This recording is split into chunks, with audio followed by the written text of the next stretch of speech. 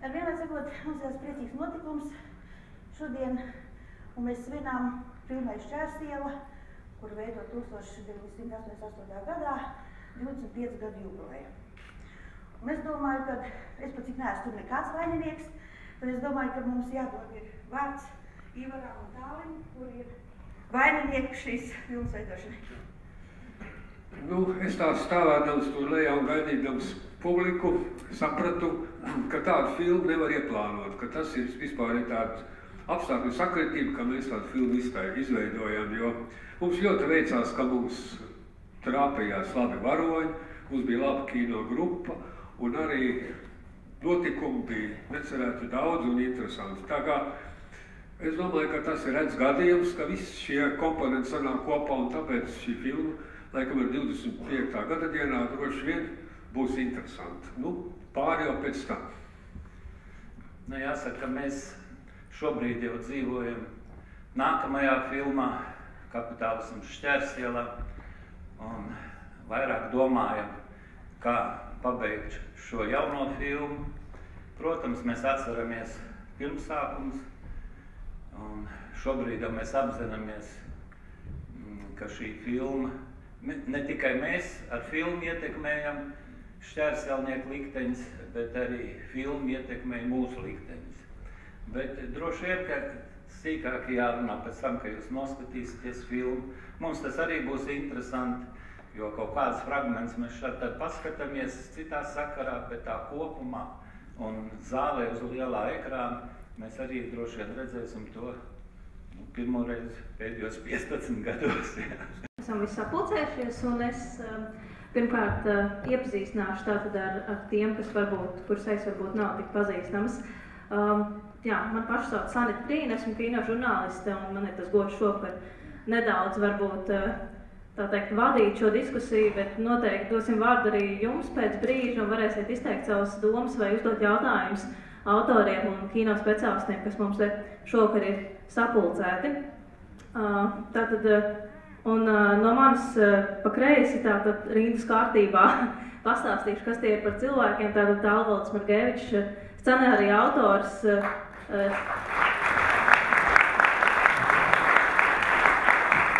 strādā ilgadējā, es domāju, tā varētu teikt, radošā tandēmā ar Ivaru Selecki, kurš ir režisors, operators, viens no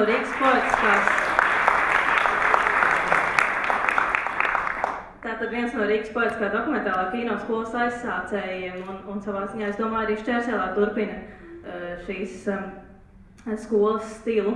Tālāk mums ir Mihāls Savisko, kurš ir arī kinokritiķis, redaktors un savulaik ļoti populārā raidījuma Kino un mēs veidotājs un vadītājs 20 gadu garumā vadīja, un šovakar cerams viņš mums pastāstīs nedaudz vairāk par to, kā Šķērsielu uztvēra tad, kad viņi pirmo reizi parādījās uz ekrāniem un kā tad, teiksim, bija skatītāju atsauksmes un viedokļi par filmu. Tālāk mums ir Māris Krombergs, viņš pašlaik vada kinoteātrī Kaņepes kultūras centrā Kino Biza. Viņš ir arī Latvijas antropologu biedrības priekšsēdētājs. Un šovakar šeit ir uzaicināts tādēļ, ka savā maģistra darbā dokumentālā filma kā sociāli-psiholoģisks pētījums viņš pētīja Šķērsielu un Šķērsielas turpinājumu jaunie laiki Šķērsielā. Tālāk mums ir Inga Pērkona-Ridoviča, viņa ir Latvijas kultūras akadēmijas profesore, kino pētniece un arī vairāk grāmatu autora, un tikko pavisam nesen iznāca viņas jaunākā grāmata par modernismu Latvijas kino, kur arī bija Rīgas poetiskā dokumentālā kino skola aplūkota. Un cerams, ka viņi pastāstīs, kā Šķērsiela iedarās Latvijas dokumentālajā kino, kāda ir Šķērsielas vieta mūsu kino. Un Kristīna Matīsa, žurnāla kino raksta redaktore, vairāk grāmatu autore, un kas ir varbūt šovakar īpaši svarīgi, viņa ir bijusi viens no tiem cilvēkiem, kas ir sastādījis Latvijas kultūras kanonu, eksperte, un Šķērsiela ir viena no 12 filmām, kas ir iekļauta Latvijas kultūras kanonā. Kādēļ Šķērsiela tika izvēlēta un kas ir tās vērtības, kas pamudināja iekļaut Šķērsielu Latvijas kultūras kanonā? Labvakar. Atsakot, tas Latvijas kultūras kanona veidošanas process bija tāds, manuprāt, diezgan aizraujošs un interesants ar to, ka mēs bijām 5 eksperti. Tas notika 2008.9. gadā, neatceros precīzi, gandrīz gadu garumā process. Mēs bijām 5 eksperti, manuprāt, ļoti interesanti atlasīti, kur varēja būt radikāli atšķirīgi viedokļi, jo tur bija, protams, Valentīna Freimana kinozinātniece godājamā, tur bija Vita Rietuma kinožurnāliste un kinokritiķe un speciāliste, bet tur bija arī, piemēram, filozofs Uldis Tīrons un kinorežisors Jānis Putničs, kas ir savukārt ārkārtīgs cinefils un daudz ko redzējis, bet arī no tādiem jau gan vidējās paudzes kinorežisors Latvijas. Ar ārkārtīgi atšķirīgiem uzskatiem galvēm, un tomēr mēs kaut kā visi nonācām pie tā kopīgā 12-nieka, pie tām 12 filmām. Un šajā 12-niekā ir arī Šķērsiela. Tas nozīmē, ka šī Šķērsiela tomēr strādā uz, ja tā izteikties, uz dažādām, tas ir diezgan vispārīgs fenomens. Es gribētu teikt, ka man kaut kā šķiet, ka Šķērsiela ir ārkārtīgi būtiski caur to. Es neatceros precīzi, kā mēs formulējām kultūras kanona mājaslapā, var izlasīt, tur ir katrai filmai formulējums tāds īsts teikums, par ko, kas ir tā būtība, par ko šī filma ir kanonā iekļauta. Manuprāt, ka Šķērsielas tas būtiskākais fenomens ir tas, ka tas ir tāds kā lielās pasaules šķērsgriezums vienā pilienā, kas patiet, izklausās ārkārtīgi dzīviski, bet tā jēga ir tā, ka tā ir ārkārtīgi īpaši pievērst uzmanība tā sauktajam mazajam cilvēkam. Man patīk šis formulējums no Hansa Falladas, vai varbūt vēl kaut kur viņš ir lietots. Bet mazais cilvēks, kas, teiksim, Latvijas dokumentālā kino vēsturē jau, manuprāt, skaidri iezīmējās jau 20 gadus pirms Šķērsielas ar slaveno lielfilmu 235 miljoni, kur Ulds Brauns režisors un Herts Franks scenārists. Viņi jau tolaik iezīmē šīs atšķirīgās līnijas. Tur iet tātad paralēli divas dzīves līnijas. Viens ir valstiski svarīgie notikumi. Tā ir tā lielā pasaule, tā oficiālā, kur ir ruguņošanas un salūti un fanfaras un partijas kongresi un aiziet kosmosa kuģis izplatījumā.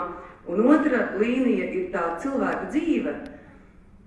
Mazā cilvēka dzīve, kas nebūtu nav mazāka kaut kādā nicinošā nozīmē, kur būtiski notikumi ir bērnu pirmie soļi vai pirmais, pumpurs pavasarī vai Mārutku Pēterim pirmā sezonā pārdotā burciņa.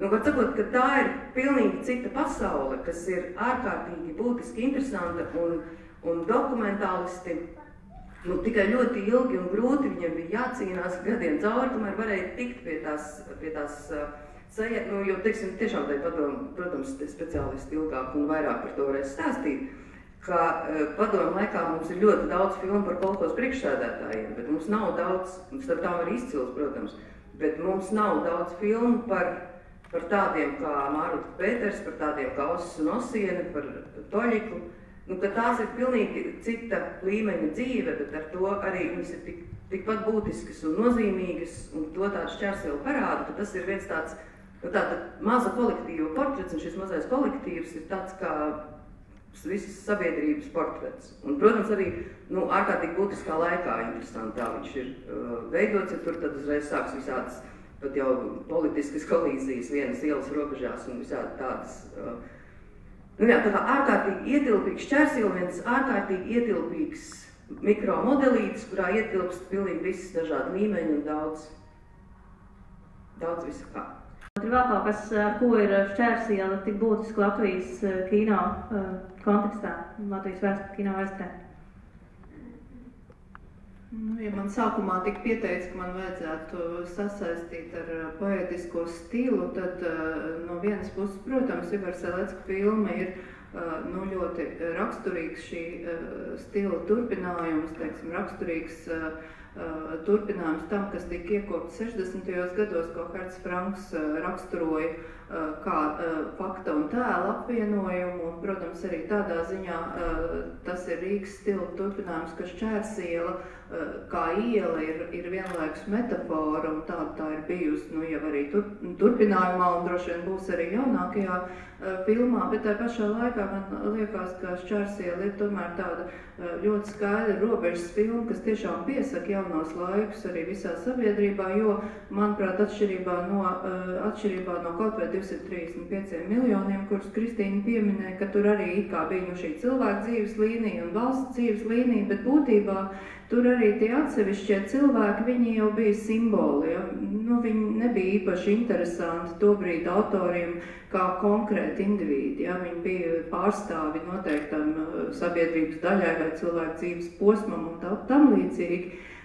Un šī ir viena no tādām filmām, kas tomēr interesējās par individu, ārkārtīgi sirsnīgi interesējās par individu un tāpat laikā nezaudējot tēlainību. Man liekas, ka ar to tas ir tiešām īpašs darbs, tātad šis pilnīgi pārsteidzošais metaforiskums, simbolizācijas un tomēr ārkārtīgi tāds iedziļināšanās individuālos likteņos un raksturos tāds sakausējums. Es varētu piebilst, vai viņa šobrīd ir novecojusi, vai viņa ir kanons, kas ir palicis 88. gadā un šobrīd ir zaudējusi savu nozīmi. Pirms kaut kādas nedēļas atpakaļ atrakstīju es saņēmu vienu režisoru pieteikumu filmai, pavisam neliela epizode, dokumentālists lietuviešu, un tas apraksts bija angļu valodā apmēram skanēja nomale Rīgā, mazs ciemats, parādīt lēno laiku, kas eksistē ātrajā Rīgā, ka ir šādas te mazas vietiņas Rīgā, galvaspilsētā, tu lasu un ar katru vienkārši teikumu, tu vienkārši saproti, ka tā ir Šķērsiela. Un ir 2013. gads, un ir lietuviešu režisors, kurš grib filmēt Rīgā dokumentālu stāstu. Un šī te, es nezinu, vai varam runāt, ka Šķērsiela ir aizsākuši šādu šo te pievēršanos, bet noteikti, ka līdz mūsdienām šī te pieeja ir palikusi, un šis te cilvēks nomalēs šo te mazo dzīves stāstu nozīmi noteikti ir vēl joprojām aktuāli. Un arī Šķērsiela ir citi politiskie notikumi un tā tālāk, bet mēs arī redzam, ka tie ir tie notikumi, kas ir pa televizoru, kaut kur tur pāri upei, bet tas, kas notiek uz Šķērsielas, ir daudz plašāks, daudz ilgstošāks, kā tēma, daudz lielāka. Kristīna jau arī ieminējās, ka tas ir tāds interesants laiks, kad ir tapusi filma, tad varbūt Tālvalds vai Ivars vai Mihāls varētu vairāk pastāstīt par to laiku, kurā Šķērsiela tapa, kāds tas laiks bija, jo es domāju, ka zālē ir arī cilvēki, kas līdzīgi man un Mārim un vēl to laiku piedzīvoja pavisam maz būdami un varbūt neatcerās tik labi tā laika noskaņas. Es par to laiku neko nestāstīšu. Tas ir noslēpums. Bet es pastāstīšu par jautājumu, ar kuru es nācu šurp. Un jautājums bija sev pašam, ar lielu interesi, bet galvenais jautājums bija auditorijai, ar ko es vispār sāku. Nevis, ka mēs te sēžam pēc rindiņā, lasām referātus, bet jums pavaicātu un tas būtu ļoti svarīgi. Par ko ir jautājums? Saprotat, šī ir laimīga filma, tāda, ģeniāla filma, mēs reti lietojam šito teicienu. Tāpēc, ka tā ir palaimējās, ārkārtīgi palaimējās, būt tādai, kāda tā ir, kāda atslēgas vārds. Man ir filmas izskaņā, emocionāli jūs esat pārņemti, aizkustināti, pat līdz asarām, vai ne? Vai jūs tā noskatāties? Ok, tiešām interesanti tipiņi, nebija pusotras stundas, nekļuva garlaicīgi, ne uz brīdi, bet vai ir tas, vai nav tā? Jo mums vecajiem, kas tajā laikā dzīvoja, tā bija. Un ar to es skaidroju filmas fenomenālos panākumus pasaulē. Bet jautājums, vai tiem jaunajiem, kas šodien skatās, un kam tā ir kaut kāda ļoti sena vēsture, vai tiem ir šis līdzpārdzīvojums un aizkustinājums, vai nav? Mīļie jaunie draugi. Nezinu, vai man atļaus būtu tuliņ sākt šito dot jums visiem vārdu. Ja nē, bet jautājums paliek. Un saprotat, ar filmu, tas ir liels brīnums. Ļoti retas filmas tomēr kļūst nemirstīgas, tad, kad viņas ir radītas. Es domāju, ka šī ir viena no tām. Un mani pašu fantastiski mulsina un sāpina tas, ko dara Ojārs Rubenis, tajā ļoti brīnišķīgajā televīzijas projektā teātris, kā viņš zip. Atcerieties, stāsta mums. Un tagad jūs redzēsiet fenomenālu to izrādi. Nu šitās saslavē pārslavē, un pēc tam mums rāda slikti nofilmētu, slikti ieskaņotus teātri izrādes, kuras ne tuvu nav visas mūžībā saglabātas, bet bija savā laikā tiešām interesants. Nu, tad te rodas liela pretruna. Es nācu un man sirds drebēja, vai tā filma ir tikpat emocionāli piesātināta. Man viņa palika tāda pati. Bet jautājums sevišķi jaunajai auditorijas daļai, kas diemžēl ir mazākumā, no manis būtu. Ātri par to pārskriet pār panākumu listai. Nu jā, atkal. Jaunie draugi daudz ko tiešām nezina. Nesen es dzirdēju atkal televīzijā, ka būs Latvijā, Rīgā, laikam tā pseidotās galvaspilsētas ietvaros, būs kārtējā Feliksa piešķiršanas ceremonija, tātad Eiropas gada labāko filmu žūrijas darbs un rezultāts paziņošana. Bet netika pieminēts, ka tāds Feliks Latvijā ir, ka Latvijai ir Eiropas gada labākās filmas šitie lauri. Brīnos, domāju, ka jaunajiem žurnalistiem vajadzētu mazliet vairāk kaut ko uzdot dažus jautājumus pa labi, pa kreisi. Tātad, teiksim, tas mazais stāstīņš. Filma tika parādīta dažādās pasaules malās festivālos. Dabūja cik tur 4 vai 5, nav pat būtībā svarīgi, bet Grand Prix, vislielākās balvas. Dažādās pasaules malās. Un tas ir apbrīnojami. Saprotat, viņi taču nejūt tās dziesmu zemtekstus, ko mēs jūtam.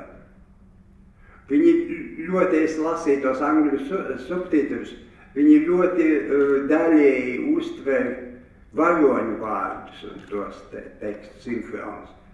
Bet visi kaut kā atvērās tai filmai. Un tad, kad mēs bijām Berlīnē, tas bija 89. gadā, filma tika parādīta tur ārpus konkursu, jo viņa bija jau vinnējusi cik tur tos festivāls, ieskaitot Japānu. Un mēs piedāvājām šo filmu izvirzīt tai Eiropas balvai. Mums tā laipna dāma teica, nekādā gadījumā šī filma var nonākt konkursā tikai tad, ja to izvirza Padomju Savienība. Mēs teicām, ka mums jau ir savs Kaļoksko filmā redzējāt, un ka mēs jau olimpiādē piedalīsimies tuliņi, vai jau bijām piedalījušies, ne? Nē, kamēr jūs neesat apvienotajās nācijās, tikpār nevar. Un tad bija, vienkārši tāda sagadīšanās, ka bija saprātīgas ausis Padomju kino savienībā. Nav vērts ieguvimt detaļās, bet tur jau varēja, teiksim, mūs neuzklausīt un cauri. Viņiem tika pateikts, mīļie draugi, vai nu jūs, vai Padomju Savienība nākamgad dabūs šito balvu, tad, ja izvirzīs Šķērsielu, vai nedabūs neko. Un viņi paskatījās, bet saprotat, filma pati strādā. Labi ieteikums, labi panākt, lai paskatās, bet tad viņa tika izvirzīta kā Padomju labākā filma. Un viņa aizgāja uz to Eiropas konkursu, un viņa dabūja to balvu. Visās maliņās šito te pārdzīvo. Es domāju, tāpēc, ka te ir tas noslēpums, tā filmas emocionālā iedarbība, tas līdzpārdzīvojums. Japāņi to vispār esot uztvēruši, kā mākslas filmu. Nevis kā tur dokumentālo kaut kā. Jo viņam liekas, ka tā tik fantastiski parādīta tāda sirsnīgu, nabadzīgu cilvēka dzīve tā tālāk. Bet, tai pašā Japānā, nav tā frāzīte, ka viņš ir cietis Sibīrijā, māmiņu aizveda. To tas Japānis nesaprot, neuztver neko. Viņi vienkārši, rakstīja tādas haikas vai kaut kādas poēmas par godu šai filmai, bērni sacerējumus rakstīja, skolotāju uzdeva un tā tālāk un tā joprojām. Saprotat, kas ir par tādu dvēseļu tiltu starp šitām te kontinentiem. Bet es tāpēc vēlreiz saku, tāpēc man nav šoreiz jautājumu par to, kāpēc toreiz, mēs tur dzirdējām Mauri Klufsoni, soli atpakaļ nekad vairs un tā. Bet jautājums, kāpēc pasaule to uztvēra ar visaugstāko atzinību. Un tas ir tas cilvēcības, tas ārķis, tā ir tā spēja parādīt tos varoņus ar mīlestību, un tā ir autoru mīlestība, kas nāk staro uz mums no ekrāna. Ir veca tēze, ka dokumentālajai filmai ir divi līdzautori, režisors un varonis. Un kā dokumentālajā filmā, tur visādi tie likumi ir, dokumentālajā filmā varonis pauž, režisors zīmē savu pašportretu caur varoņu palīdzību, viņus rādītams, viņš attēlo sevi. Kā tādu cilvēcisku pieeju, kā tādu mīlestības šito te pārņemtu, to es varu konstatēt tajā filmā. Konkrētais sociāli apstākļi un konkrētais laiksprīts, man liekas, pašreiz mūs nesevišķi interesē, vismaz mani ne. Tomēr atgriezties pie tā, kad ir pagājuši 25 gadi, un no mūsu komandas, kas šo filmu veidoja, pašlaik šajā zālē esam mēs ar Tālvaldu un mūsu apgaismotāju brigadieris Jānis Vestmans. Parādies, Jāni. Kur tu esi? Tā kā grupa bija liela un katrs ir ieguldījis savu artaviņu šīs filmas veidošanā, kaut ar to, ka mūsu grupai bija kontakti dažādos līmeņos ar iedzīvotājiem un informācija pienāca visām pusēm un mums piegādāja notikumus un mēs varam izvēlēties, ko mēs varētu filmēt. Pēc tam arī šajā zālē ir divi no varoņiem, kuri 25 gadus atpakaļ tika filmēti. Tas ir Jūlis ar kundzi. Jūli, kur tu esi?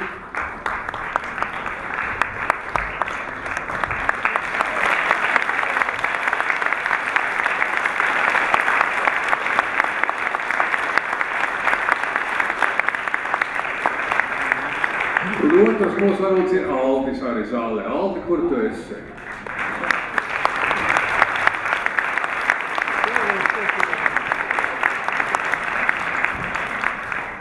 Jā, gadi skrien, bet, redziet, kā tas notiek. Tas kino ir saglabājis to, ko mēs redzam. Man skatoties šo filmu, šodien likās tā telpa, kurā šie varoņi dzīvo, ļoti piemērota viņu dzīvē. Viņi ir kompakta, viņiem sasniedzama, Un mēs labi jūtamies tajā vidē. Man liekas, tas viens arī no tādiem toreiz varbūt to nenovērtē, bet tagad var redzēt, ka tas ir tāds izdevīgs, objektīvs salikums, kurš atļauj cilvēkiem labi justies uz ekrānu. Nu, tas būtu pagaidām viss tālāk.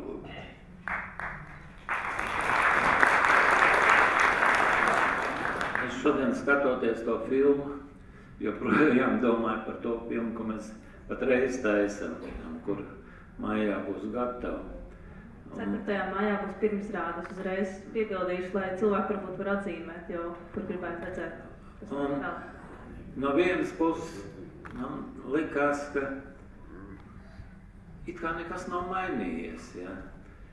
Tais problēmās, tai šķērselnieku darbīgumā, jo lai kādu laiku nebūtu, viņi visi strādā, kustās, nu, tā kā tās skudriņas, kas tur vietām redzami. Un arī šobrīd tas tā notiek. Un tai pašā laikā, ja vajadzētu teikt, kādas izjūtas ir par šodienas šķērsielu, šķiet, ka tā ir mazliet saplosīta. Ar visiem pasaules vējiem, kas ir ar šo atvērto Eiropu, atvērto pasauli. Un daudz kas labs aizplūst prom, ielaužās kaut kas pavisam cits. Un es sapratu, ka šī pēdējā filma būs stipri atšķirīga. Vai labāk, man biedē tāda tik sirsnīgi attieksme pret šo pirmo filmu, ka man ir bailes no skatītāja tiesas, kāda būs māja sākumā. Bet atgriežoties tagad atpakaļ tomēr pie pirmās šķērsielas, es gribētu jautāt Mārim, kurš savā maģistra darbā aplūkoja šķērsielu un arī tās turpinājumu jaunie laika šķērsielā, kas tapa 10 gadus pēc pirmās šķērsielas. Tad abas šīs filmas skatījās no tāda sociāla antropoloģiskā viedokļa, un varbūt Mārta var pastāstīt, ko nozīmē analizēt dokumentālo kino no sociāla antropoloģiskā viedokļa, un ko tas nozīmē tieši analizējot šķērsielu, kā tas izpaužās. Šo darbu neesmu veicis kā antropoloģisks pētījums, viņš bija balstīts uz intervijām, lai būtu... Kāda ir atšķirība varbūt pārsvārdos? Noteikti būtu jādzīvojās kopā ar autoriem un filmas varoņiem trešās šķērsielas filmēšanas laikā, lai būtu klāt, lai būtu līdzīgs novērojums. Šeit bija veikts vienkārši intervijas. Bet intervijas ar veidotājiem un varoņiem un caur intervijām runāts par to, kāds bija šis miedarbības process filmas veidošanas laikā.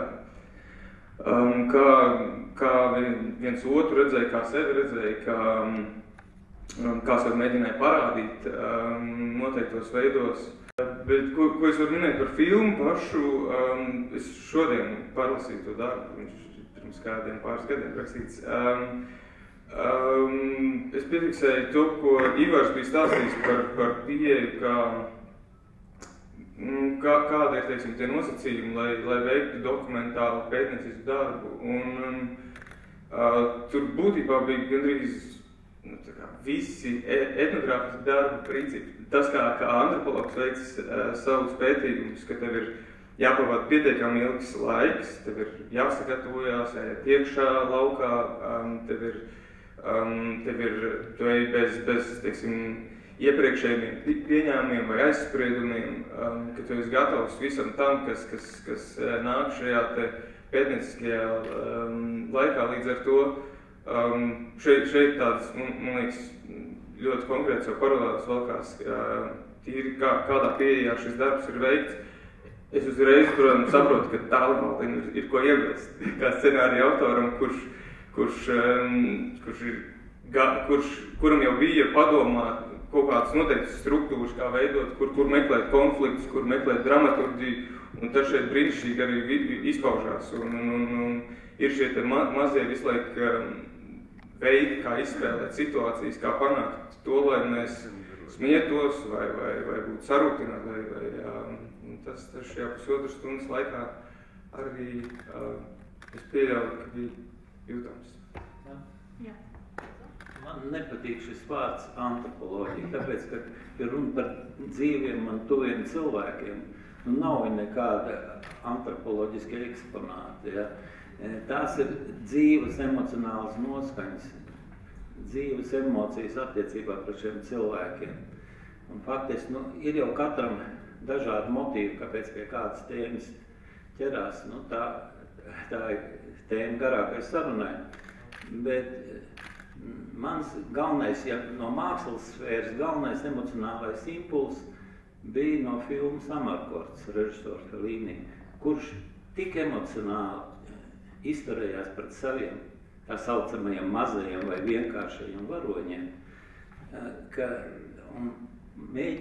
spēja parādīt cildeno jebkurā, gan prostitūtē, gan tur kaut kādā ar demences slimā večukā, ja, ka tas iedrošināja ķerties klāt šai savai ielai, un tā galvenā atziņa bija tā, ka nevajag meklēt brīnums kaut kur tālu pasaulē.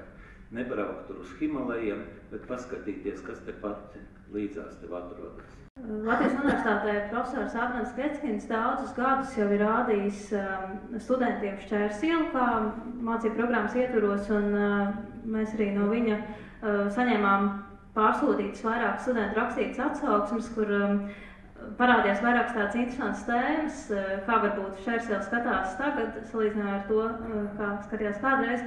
Un, lūk, jā, viens no tādām caurvīju tēmām, kas atkal atkārtojās šajā studentu atsauksmēs, bija par to, ka ir skaidrs saskatāms, ka varoņi ir izvēlēti ar tādiem pretrunīgiem raksturiem, un filmas dramaturģija uz to zināmā mērā balstās, un ka tas, tā teikt, ir skaidri redzams, it kā tas skelets un kaut kāda schēma, kas ir bijusi, vai varētu teikt, ka mūsdienās šī schēma kaut kādiem dēļ ir tapusi pamanāmāka, vai arī, varbūt kāds varētu komentēt šādu attieksmi? Nē, protams, neskatoties uz visām mūsu emocijām, jebkurš kino darbs ir ar savu dramaturģiju. Pie tam varbūt, ka mums arī ir bijusi vienmēr tieksme uz tādu klasisko dramaturģiju. Nevēl varbūt Japānā likās, ka tas ir aktieru kino, ka nevar tā būt, var pietiekoši interesanti skatīties arī likteņus tādā dokumentālā filmā. Bet varoņu izvēle, protams, pa kaut kādu kontrastu jau jādomā, bet ja tā ir tā viela un tā cilvēka, piemēram, tas pats Oss, ja. Jūs šajā filmā redzēt, kā tur bērni viņu kaitina, un es arī, ka biju maziņš, tāpat viņu kaitināju. Bet tad, kad vēlāk tu pieaudz, tu jūti kaut kādas sirdsapziņas pārmetums, ka tu esi bijis tik nežēlīgs. Un gribās atklāt arī citiem, ka tur ir daudz cilvēcības iekšā tādā Osī, un ka viņš var, viņš veidoja arī man garu pasauli, teiksim tā. Tāpat tas, kas attiecās uz Daigu, es varbūt sākumā, tad, kad piedāvāju scenārijā viņu filmēt, galvenais laikam motīvs bija tas, ka viņa bija man bērnības drauga meita, un šis draugs traģiski gāja kopā bojā, un man gribējās kaut kā iemūžināt viņu piemiņu, ja. Bet vēlāk tas arī izvērsās, attīstījās viss tālāk ar Daigas likteni. Tā varētu teikt arī par citiem cilvēkiem, tā kā es tā gluži negribētu piekrist, ka tur ir speciāli tā piemeklēt, ja. Jo Šķērsielā tiešām dzīvo vairāk daudz cilvēku, un arī bērnībā viņi man bija sveši un nepazīstami, ja, un neinteresanti varbūt tā. Es nezinu, es domāju, ka te tiešām īstenībā, ja tie studenti tā raksta, tad tas ir ļoti labi, jo viņi pamana, cik, tomēr prasmīgi izstāstīts stāsts. Tā arī ir viena ļoti būtiska lieta, kas ir šai filmai raksturīga un ko Ivars pēc tam tikai vēl tālāk un vairāk attīstīs. Lūk, ja būtu jānosauc viena lieta, kas raksturīga latviešu dokumentālajiem kino, tad tā pilnīgi noteikti būtu vēlme runāt par dzīves skaudrumu. turklāt darīt to caur ļoti atklātiem cilvēku portretiem. Šajā ziņā neatpaliek arī Salecka Šķērsiela, atklājot vienviet daudzus salauztus likteņus. Nu, tā kā arī man īsti neliekās, ka tas varētu būt bijis tāds filmas mērķis rādīt salauztus likteņus, tad varbūt kas varētu būt par pamatu šādai interpretācijai filmas? Droši vien, kad vienkārši cilvēki ir jutušies emocionāli aizkustināti, un tā viņi to arī skaidro. Tas to rāda, tas īstenībā rāda to, ko Miks vaicāja. Ka tā tad viņi jūt to salauztību. Tā. Es pieļauju, ka tur ir arī, man liekas, ka tur ir vienkārši arī tā materiālā problēma, ko tur filmā jau Valdis pasaka, tas, kā mēs te dzīvojam, ka es domāju, ka vienkārši šodienas jaunietim bez kaut kādas tādas īpašas pieredzes ir droši vien šoks redzēt Osienas māju un Oša pagalmu un Oliņdants vai kā viņu sauc, plīti, kas dūmo un tādā garā, tā kā varbūt tur ir arī Jā, bet varbūt tiešām vajag zālē dot vārdu. Jā, es varbūt vēl pēdējo jautājumu, Kristīna, tā kā pie tevis ir varbūt tavā galā tas mikrofons, tad vēl pirms zālē dodam vārdu. Vēl tāds viens jautājums, varbūt mazliet provokatīvs par to, ka vai tu, kā viens no kultūras kanona ekspertiem, pieļauj to, ka ar laiku tas kanons varētu mainīties, un ka Šķērsiela, piemēram, varētu pazust un vairs neskaitīties kā tāds klasisks latviešu kino vēstures darbs?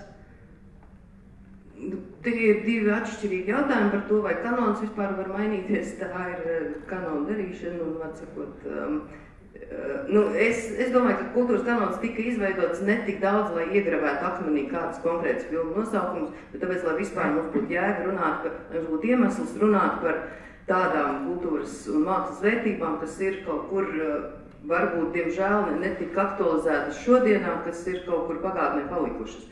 Tādā ziņā, piemēram, arī ārkārtīgi svarīgi ir šādi, piemēram, filmas jubilejas seansi, kad atkal izcelt ārā to Šķērsielu, lai mēs kas varbūt tikai kaut kāda nosaukuma līmenī ir figurējis kaut kur apziņā, bet šeit ir atkal jauni cilvēki, kas viņu redz atkal ar jaunām acīm, un tas ir būtisks, tas kultūras kanona uzdevums ir šīs vērtības celt ārā. Vai tur ir kaut kādi konkrēti rāmi vai robežas, kuriem filma varētu atbilst vai neatbilst, manuprāt, tā ir, tās nav nekāds ar lineāli izmērāmas lietas, un tur nemaz nebūtu ko ņemties, bet skaidrs, ja mums ja ir filma, kurai var nosvinēt 25 gadu jubileju, tas nozīmē, ka, es domāju, ka varētu ir mierīgi var pienākt arī otru 25, jo citādi jau viņu būtu pēc 2 gadiem aizmirsta. Gribējās papildināt, Urija jaunā kolēģe uzjaucās vai tuvākajā laikā vai pat tālākajā laikā mūsu pašreizējais latviešu kino izstums ar savu kvalitāti un māksliniecisko spēku Šķērsielu no kanona un ieņems viņa vietu, var nomierināt, nē, tik ātri tas nenotiks. Jā, bet es tomēr gribētu, mēs varam daudz runāt te priekšā un visās gudrībās apmainīties, bet tomēr, kas palicis prātā šiem jauniem cilvēkiem, ko viņi noskatījās un kuri nav redzējuši šo filmu, kaut kāds efekts droši vien ir. Ļoti interesanti būtu dzirdēt kaut ko, kas ir palicis prātā, kas ko. Vai ar šīs filmas palīdzību ir iztaisnots kāda filmas varoņa dzīves stāsts? Paldies! Es domāju, ka diezgan būtiski ietekmēja šo varoņu likteņus. Ir sevišķi tas attiecās uz Veseli, mazbērniem Daigu un Uldi, jo vēl padomu laikā, lai gan mēs tā sakam, tā ceka tev slikti vien darīt, bet Vāgris pēdējais no cekas sekretāriem noskatījās to filmu, apraudājās un pateica, lai mēnešu laikā Daigai iedot dzīvokli. Un arī Uldim, kas bija tikko nesen atgriezies no Afganistānas. Tāpat te varētu pastāstīt arī, ka tīri reklāmiski varbūt Aldim bija vairāk pasūtījumu varbūt. Toļikam, tad, kad Vācijā uzzināja, ka viņš ir daļai arī vācietis, sāk nākt humānā palīdzība no vācu organizācijām. Tam līdzīgi. Es gribēju pajautāt, kāpēc tieši Šķērsiela? Kā jūs viņu atradāt? Kāpēc ne citos rajonos, teiksim, Bolderājā, ja kaut kur? Nu, tāpēc, ka es tur esmu visu mūžu nodzīvojis un uzdrošinājos stāstīt par tām lietām, ko es pats esmu piedzīvojis un ko es pazīstu. Paldies radošai komandai, autoriem un visam. Tas nebūs jautājums, bet vairāk tā mans skatījums, es pirmo reizi to redzēju. Paldies, ļoti patika. Un atbildot uz to jautājumu, vai bija tas emocionālais kaut kāds, vai paķēra. Jā, mani paķēra. Un, un tur viņa ir gan no tā emocionālā viedokļa, gan no tehniskā izpildījuma, man liekas, tāda ļoti laba filma. Es pilnīgi neko negaidot gāju uz šejieni un aizēju ar daudz ko. Tā, paldies! Es redzēju arī pirmo reizi, un, protams, bija ļoti aizkustināt līdz asarām. Un man tika jautājums, kāpēc saka Šķērs iela, bet tā ir Šķērsu iela. Tas ir viens.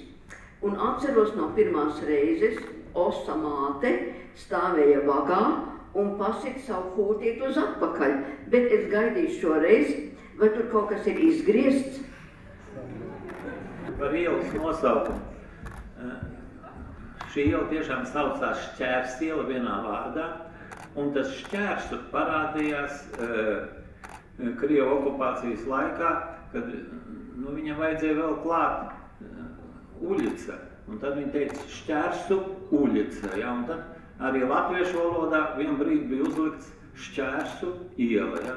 Bet pirmais nosaukums 19. gadsimta beigās, 20. gadsimta sākumā bija vāciskais Querstraße, tad to nomainīja uz Uļica Papirečnaja, un tad pēdējās okupācijas, Krievu okupācijas laikā, tad bija tas Šķērsu Uļica.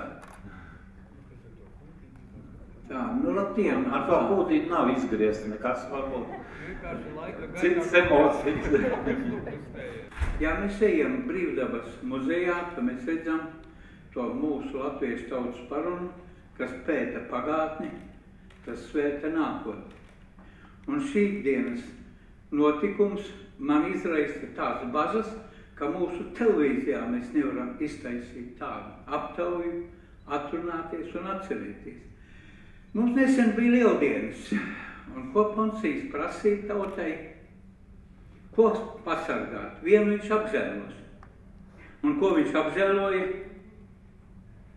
Un vai šodien kaut kas mums ir mainījies, mums neliek ārā no dzīvokļiem cilvēki?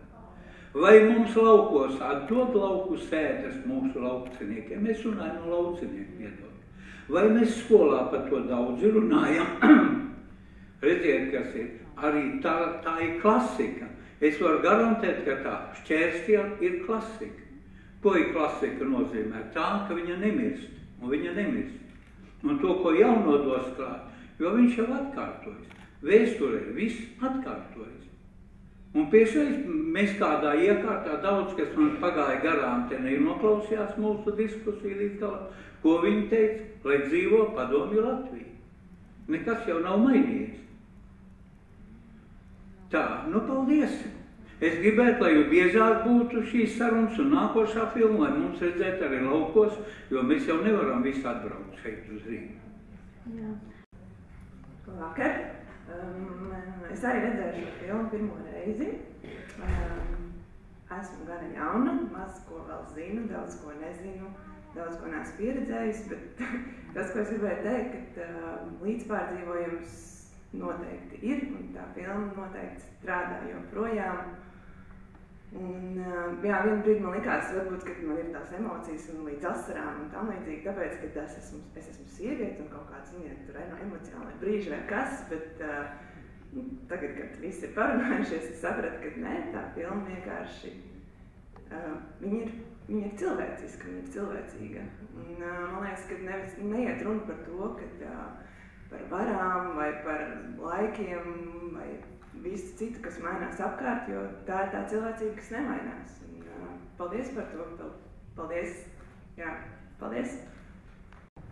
Un tas, ka viņa man neļāva aiziet uz blakus teātri paskatīties, kas notiek Francijā pa sportu, kam es arī jūtu līdzi. Man biļeti palika kabatā, es 2 lapas zaudējis, bet es jūtos daudz vairāk vinnējis un ļoti liels paldies ir arī Aldim Vānei pa viņa stāstījumu, ka tomēr gars ir primārais. Es esmu padomu laikā mācījies, kur tikai matērija un kustība ir mūžīgi. Man vecmāmiņa izlaboja, ka mīlestība un aizesot mūžīgi. Šeit emocija ir pārpārējā. Man ļoti žēl, ka jaunieši neko neizstājas. Es dzirdēju jūs smieku Stērbugurē, bet viņiem nevar pārmest, jo viņi to nav piedzīvojuši un nezinu, kas tas ir. Es esmu brīvprātīgi bijis Sibirijā un šī dzīve bija ļoti tāda raksturīga tam laikam un ka viņi iedarbojās emocionāli. Paldies jums par to! Un es arī gribu teikt, ka mums ir brīnišķīgi jaunieši, bet patiešām viņi maz ir informēti par šiem laikiem un vēsturi maz pazīst. Lieta tāda, kad es šo filmu redzu otro reizi, bet, kad es viņu redzēju pirmo reizi, man bija aptuveni, teiksim tā, 5 gadi. Un lieta ir tāda, ka es īstenībā ja tagad tā atcerās, es neatceros pilnīgi neko, kas tur notika, bet es atceros, ka man tā filma patika. Tas ir tās mans atmiņas no 5 gadu vecuma. Un tagad noskatoties to vēlreiz tādā apzinīgākā vecumā, tad atbildu šo jautājumu par atkal šo emocionālo piesaisti. Jā, tā ir, jo īstenībā tā galvenā lieta, kas tik ļoti daudziem no viņiem man interesēja, kas notiks tālāk. Un tas, ka jūs izstāstījāt par to, kā šī filma ir ietekmējusi varoņus, vienkārši paldies jums par šo filmu un paldies par to, ka radot šo mākslas darbu, jūs arī palīdzējāt viņiem. Un, jā, paldies!